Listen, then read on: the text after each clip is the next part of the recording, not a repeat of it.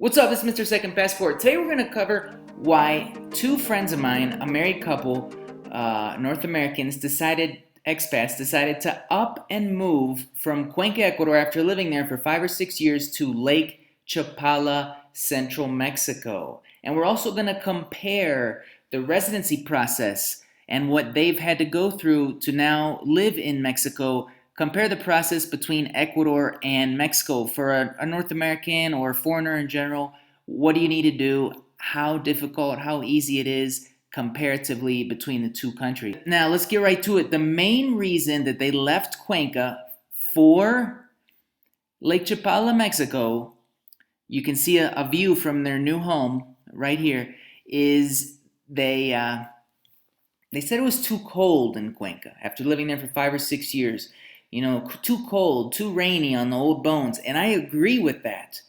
You know, they say eternal spring in Cuenca. I would say more like eternal late fall.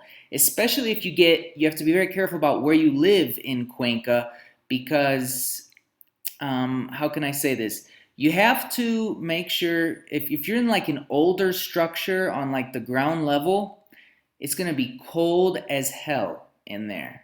If hell is cold, maybe that wasn't the best analogy, but it's just going to be really, really cold for you in there, especially if like it's an older construction, it's not sealed totally well, like a lot of buildings in Cuenca are. Super cold, like a cooler in there. So I mean, but then again, if you're on an upper level of a newer building in Cuenca, I think you might not even feel it as far as the cold weather goes, because you know, Cuenca is one of those places, like a lot of places in the world, where it's just warm enough where there's almost no one that has heat in their homes.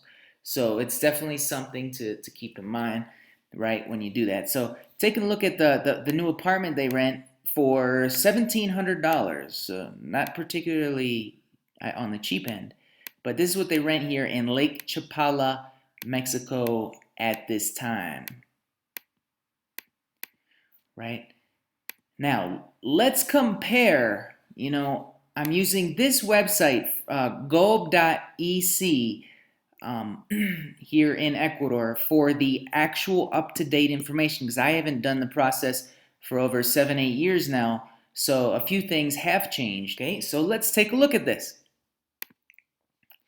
Number one, well, let's take a look at, to begin the process for applying for permanent residency in Ecuador or Mexico. What do you have to do? Well, to apply in Mexico, my friends told me, you need to not be in Mexico. You must get that initial permanent or temporal residency approved in a Mexican consulate before you go to Mexico. Whereas in Ecuador, you can apply once in Ecuador. You can just come in, fly in on a tourist visa and do the process here.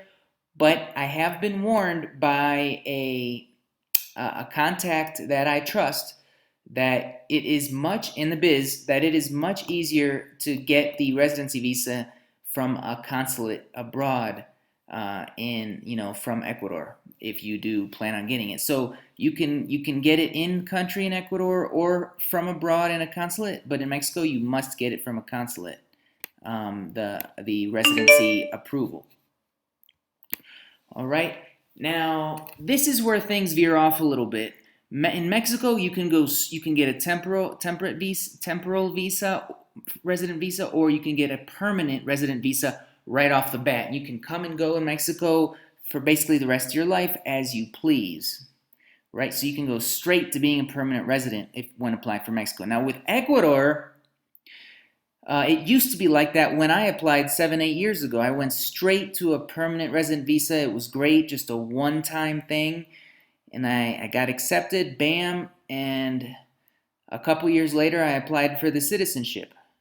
It was super easy. Now what you have to do is all foreigners must apply for a 2-year temporary resident visa, and then after 2 years reapply for the permanent visa if you still continue to want to live in Ecuador. So definitely Mexico wins on this point. Now taking a look at this, the types of visas that are available. You know, with Ecuador, you have a few different options. You can a retiree visa based on a pension of $800 a month for one person, or $900 a month for a couple, a legally married couple with a marriage certificate. So, and gays are okay. I did confirm with my contact as well. Gays are married gays are eligible to apply as a couple for residency in Ecuador. Gotta be careful what I say. And the investor visa in Ecuador is also an option where you can invest in a CD in a local bank of at least $28,000. It's about that. It's 70, according exactly to the website I just showed you, it's currently 70, so the numbers have changed a bit over the last few years since I did it. It's 70 minimum wage salaries in Ecuador, which is about $400 a month.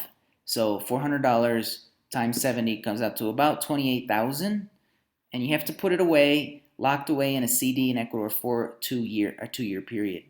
Of course, making interest, and so you'll at least be able to take out and earn that interest. Now the 32, or you can invest 32,000, which is 80 minimum wages is the minimum. Which comes to about 32,000 at least in a real estate property in your name in Ecuador as well, and that also qualifies you for the investor visa. Now, careful, if you do go this route, you can't sell that property, or you could have a problem losing your visa later. The route I went, this third route, I haven't seen in any other country in the world, honestly, that offers this type of visa to literally anyone with a 4-year college degree. This is the route I went because I didn't have any money when I came to Ecuador, and definitely no pension. I was in my mid-20s when I first got here. And, basically what I did was I got this professional visa, and all you need to do is validate your 4-year college degree from an accredited university, abroad. Your university does have to be on their list, and you have to validate it with the higher education institute, CENACYT, in Ecuador. And once that's validated, that basically qualifies you for a residency visa. But you still have to do the temporary, and then 2 years later apply for the permanent. Now with Mexico's totally different, and in my opinion, even better. You can go temporary or permanent, basically, and you can go the pension route, showing basically with like a benefits letter from the Social Security Department, or maybe disability, or whatever, or from your company, a pension, or whatever you might have. You have to show over $2,600 a month. That's what you're making for the last 6 months. It has to be a steady amount. Both these countries want to see a steady amount. So like a stock account doesn't really count for this type of documentation that you need in order to get residency. So you need like a steady income of at least $2,600 a month. You have to show that like as deposits into your bank account over the last 6 months with Mexico. Or this is the part that I like. It opens the door for a lot of us that don't have a steady pension, and you have to show money is what I call it. You got to show money of at least $129,500, a monthly balance. At least you've kept that level of balance in a bank account, or I imagine a brokerage account as well counts. That is something I have to check, but that amount of money or more, in a bank account is the official wording that I got from my friends who did this process for the last 12 months, right? So just show money. Now you can also get the temporary visa, just good for 1 year, renewable for up to 5 years, with just by showing a $1,300 a month pension for the last 6 months, or show money of $21,500 at least in your bank account for the last 12 months. So that as well opens the door for a lot of us. Now, as a you can also apply as a family unit if you are legally married with a marriage certificate. These are Catholic, countries down here, so they want to see that marriage certificate. And if you can show one, then your spouse can come in with much lower requirements. Here it says, $520 a month for the last 6 months for the spouse, or you can just show a bank account balance of at least $1,554. That's it over the last 12 months, at least that level of balance. So obviously that helps qualify for a lot of people. And this first amount here, for the permanent visa, that's, this is once. You only have to apply with this amount one time, and you got that permanent visa, resident visa in Mexico. Can come and go as you please for the rest of your life. Pretty nice. Pretty nice. Now, with Mexico, what are the exact documentations you need to show? Mexico versus Ecuador. They're both pretty much the same and pretty super easy, according to my friends who just went through the process. In Mexico, you have to make an appointment with the consulate, same as it with Ecuador, and you have to go with passport photos, pretty standard.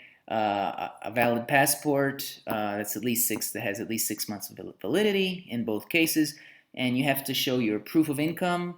Both countries usually ask for it to be apostilled by your local state. If it's from the U.S., if it's from Canada or whatever, and they don't have apostilles, then it's a different process. In order to kind of legalize a document, and then you need a visa. You need the visa application, obviously, for both cases filled in correctly, usually in blue ink. I know it sounds weird, but that's how they run down here. And but there is one big annoying difference for Ecuador, and it's just been instituted since I applied. When I applied, it was super easy. They took literally any police report from any little municipal, and I thought it was kind of a joke then, and someone finally caught on. And now they've enforced in Ecuador that you need an FBI police report as well within your residency application. If you have a felony on there, you might, depending on what it is, the offense is, you might be disqualified for residency in Ecuador. It's kind of on the discretion of who reviews your application. Pretty much, it doesn't really say on the website specifics of who qualifies and who disqualifies if they have infractions that show up on there. And you also need, from my contact who works in this on a daily basis here in Ecuador, also said they're not only requiring the FBI, but also the state police report currently here entering 2021. Things are always changing with these things, but little things, details. The general gist what I'm seeing now entering 2021 is still kind of the same as, when I first got here almost 8 years ago to Ecuador. So, yeah, pretty interesting. The next, how long does the process take to get the permanent residency or, the temporary residency? And in Mexico, my friend said in the Mexican consulate, they gave it to him in 2 hours, and it was done. The whole process. Super easy. In Ecuador, well, you need to make the appointment in the consulate or locally here in the Ministry of Foreign Relations, Ministerio de Relaciones Exteriores, and that can take a little over a month to get the appointment. And after that, they might not give you the residency right then and there. It could take up to 2 weeks or so after the appointment in order for them.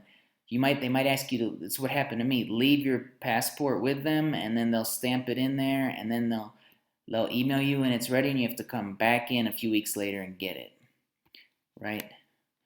What is the cost of the different residencies? In Mexico, my friends said they paid $36 each for their permanent lifetime residency visas for Mexico. That's amazing. Right? Amazing. Cheaper than I spend in Starbucks these days. And in Ecuador, you need to pay $50 for an application fee. And this is for your temporary initial residency visa.